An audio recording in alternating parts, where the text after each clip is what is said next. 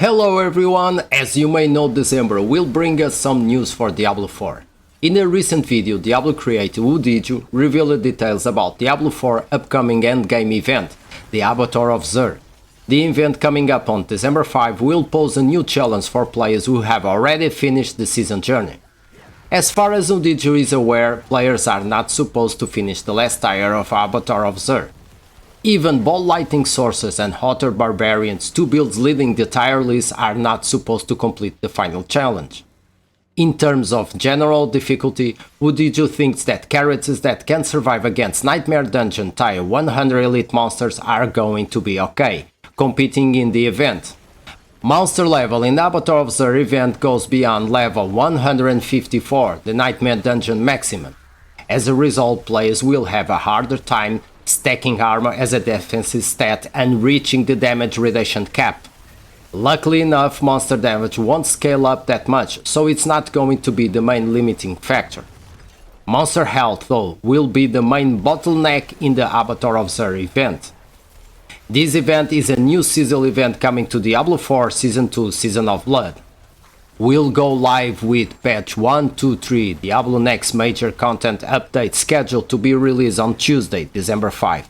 Let's check more information about the Abattoir of Zir and what we know so far. So let's start with the general information we have so far.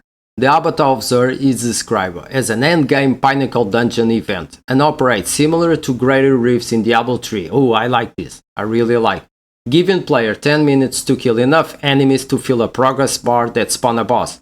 Killing this boss before the time runs out will complete the event. Abattoir of Zir can be completed at 25 tiers of difficulty, though it's worth noting that players are not expected to be able to complete the highest difficulty level.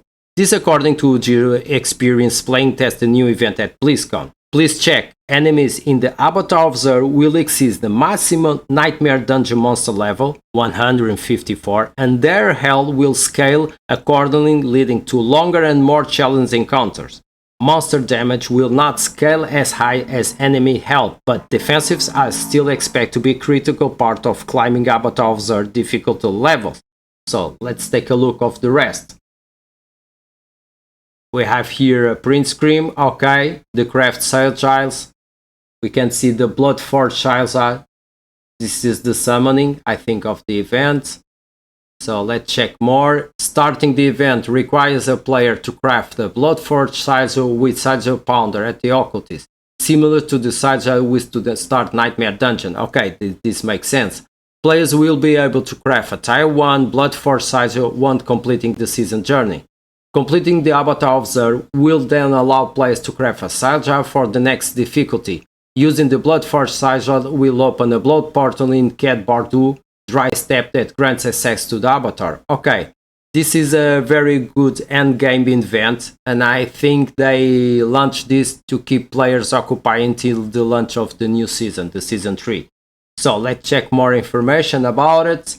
Abattoir of Zir rewards. Okay. This is very important. The Abattoir of Zir is expected to grant rewards compared to those from Greater Rifts in Diablo 3, with bosses dropping gold, armor, weapons, and crafting materials. The most exciting reward is a new, extremely powerful Paragon Glyph, Tears of Blood. So let's check why this is so powerful. Tears of Blood. Next radius increase at level 50. Bonus. Every 5 core stats purchased within the range, you gain 2% increased damage. Okay, I get it. Grants 50% bonus to all red nodes within the range. Bonus increase by 10% every 10 levels. Okay, I got it. It's powerful, for sure. This glyph can be leveled to 200. Man! 200! This is a lot of Nightmare Dungeon. Rather than 21, and provide a massive increase to overall damage done. Tears of Blood starts with a glyph radius of 4 that can be increased to 5 by leveling this glyph. Tears of Blood also empower red nodes within the glyph radius, making it exceptionally strong for some Paragon boards. Look, this will change a little bit the Paragon boards, I'm sure. If we have this, I don't know.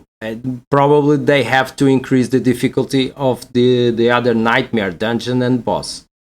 Now let's check Abattoir of Zir prerequisites.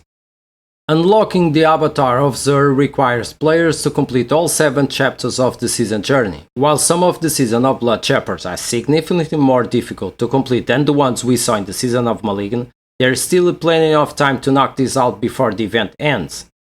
And finally, let's check when this event ends. We scroll down and see how long will the Abattoir of Zir run. The seasonal event starts with the release of patch 123 on Tuesday, December 5. So book on your schedule and run through the end of Season 2 on Tuesday, January 23. While the Abattoir of Zir is only a seasonal event with thematic ties to Season of Blood, it seems likely that this temporary Greater Reef inspired addition to Diablo IV endgame content will result in a similar season theme event in the future if successful, perhaps even a permanent system.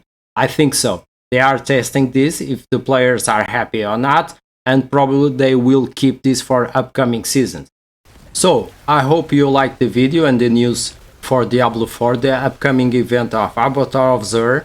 Please don't forget to subscribe the channel, give the like, comment if you like it or not, if you think this will be a good addition for endgame in Diablo IV, and as always, be happy and have fun.